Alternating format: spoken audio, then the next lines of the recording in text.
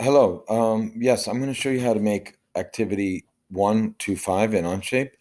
First, we click on Create and then go to Document to make a new document. I'm going to call this activity 1.2.5. Next, I'm going to click on this menu up top here, and I'm going to go to Workspace Units, and then I'm going to change it from inches to millimeters because we're asked to go ahead and make this part in millimeters. Then I'm going to click on Sketch, and I'm going to click on Front. So I made a new sketch on the front face, so I'll click Front, so I'm looking at it head on. Now, what we're asked to do is we're asked to make a rectangle, and that rectangle is supposed to be 20 millimeters by 30 millimeters wide. So let me go ahead and make a rectangle. And I'm going to make it, oops, let escape. Okay, now I'm going to dimension. Click on Dimension tool. Dimension between the left line and the right line. If you click both lines, it creates the dimension between them. So this one is going to be 20 millimeters. And then between the top and bottom, again, if I click two lines with dimensions between them, that's going to be 30. And next, we're asked to revolve it. We're revolving it around the 30 millimeter side. So I'm going to finish with this sketch. So I'm going to click the check to close the sketch out.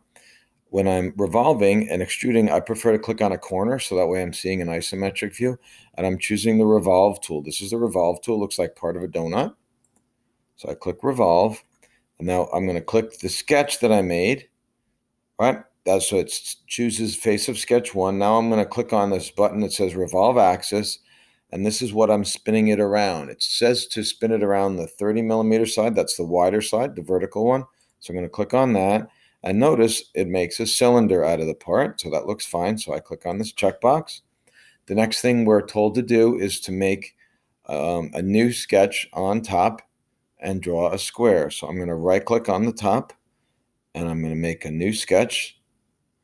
And I'm going to click on top so I can see it head-on. Now we're going to go ahead and draw a rectangle. So I'm going to click on corner rectangle. I'll draw my rectangle around. Okay, notice it's giving us the center point of the circle. So I'm going to dimension, D for dimension. So I'm going to click from the left edge of my rectangle to that center point. It's supposed to be 5 millimeters. So I'm going to click on 5. And that's in the X direction. Notice I set where it is relative to the center point in the X direction. Next, I'm going to go in the Y direction. So I'm going to go from that center point to the top edge. That's also supposed to be 5, so I'm going to set that to 5. So that way we know that it's centered. Now I'm going to go ahead and click the dimension between the top and bottom edges.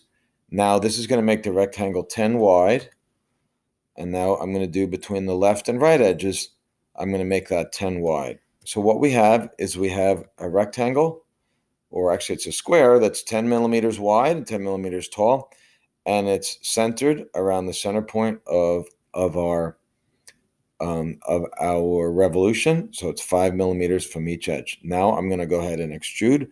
Again, when I extrude, I usually prefer to click on a corner point so I can extrude, so I can see 3D what it's doing. So I'm going to finish my sketch, and then I'm going to click on the extrude tool at the top left. See the extrude tool, which is Shift E for short. And now I'm going to click on that rectangle in the center. And we're told to go ahead and extrude it. How tall is it? We're supposed to go 15 millimeters tall. So I'm going to change the depth to 15. And then I hit enter. So that extrusion's done. And then I click check. Next thing we're going to do, and I'm going to zoom in a little bit so you guys can see it a little bit bigger. I'm going to do what's called a fillet. A fillet is where we're going to round the inside. So I'm going to choose the fillet tool. Fillet tool is this one right here. Okay, it says Shift F is for shortcut. Okay. Fillet creates a constant or variable fillet.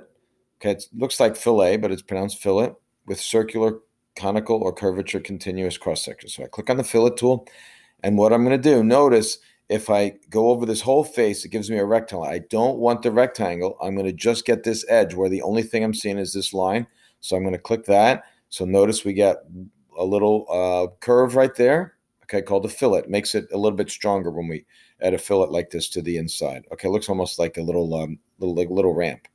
I'm going to do the same thing. Notice again, we don't want this rectangle. We want just the edge. So I'm going to click the edge.